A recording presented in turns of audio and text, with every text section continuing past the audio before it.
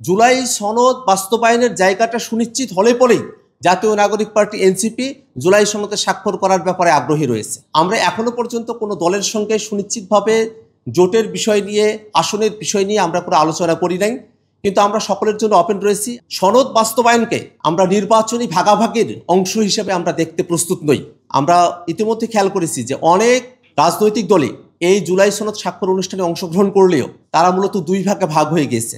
এক দল তারা জুলাই সনদের স্বাক্ষর মুছে দেওয়ার সুযোগ খুঁজছে, আর একটি দল জুলাই সনদের বাস্তবায়নকে ভেস্তে দেওয়ার সুযোগ খুঁজছে।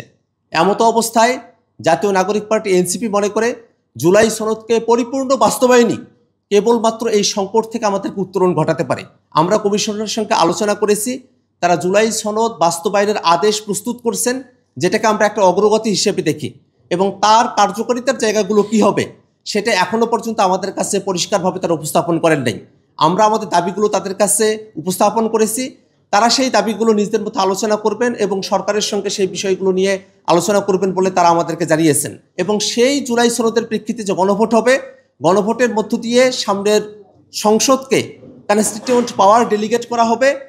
সামনের সংসদের যারা নির্বাচিত প্রতিনিধি থাকবেন তারা সংবিধানের মধ্যে জুলাই সনদে গৃহীত যে মৌলিক সাংবিধানিক সংস্কারগুলো রয়েছে সেগুলোকে সংবিধানে অন্তর্ভুক্ত করবেন। আমরা মনে করি জুলাই সনদ স্বাক্ষরের যে বিষয়ে এটা একটা আনুষ্ঠানিকতা, যে আনুষ্ঠানিকতার মধ্য দিয়ে জুলাই সনদের বাস্তবায়নের যে জায়গাটি আছে সেটা আসলে সুনিশ্চিত করা সম্ভবপর নয়। জুলাই সনদ বাস্তবায়নের জায়গাটা সুনিশ্চিত হলে পরেই জাতীয় নাগরিক পার্টি এনসিপি জুলাই সনদে স্বাক্ষর করার ব্যাপারে আগ্রহী রয়েছে। আমাদের দলের তরফ থেকে ঐক্যমত্য কমিশনের আলোচনাতেই এবং বিভিন্ন সময়ে আমরা এই কথা বলেছি যে সংস্কারের যে আলোচনা সেটা সমাপ্ত করে বিচারের রোডম্যাপ প্রকাশ করে তারপরে সরকার নির্বাচনের দিকে অগ্রসর হবে। সেই হিসেবে এখনও সময় রয়েছে।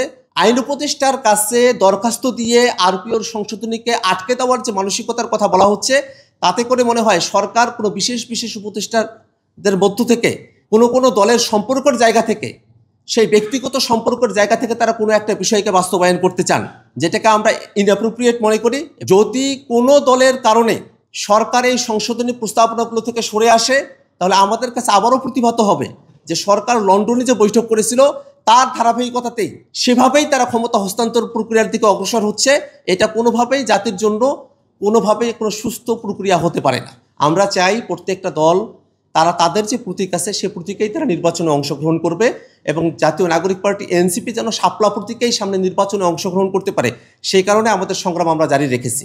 আমরা এখনো পর্যন্ত কোনো দলের সঙ্গে সুনিশ্চিতভাবে জোটের বিষয় নিয়ে, আসনের বিষয় নিয়ে আমরা কোনো আলোচনা করি নাই, কিন্তু আমরা সকলের জন্য ওপেন রয়েছি। সনদ বাস্তবায়নকে আমরা নির্বাচনী ভাগাভাগির অংশ হিসেবে আমরা দেখতে প্রস্তুত নই।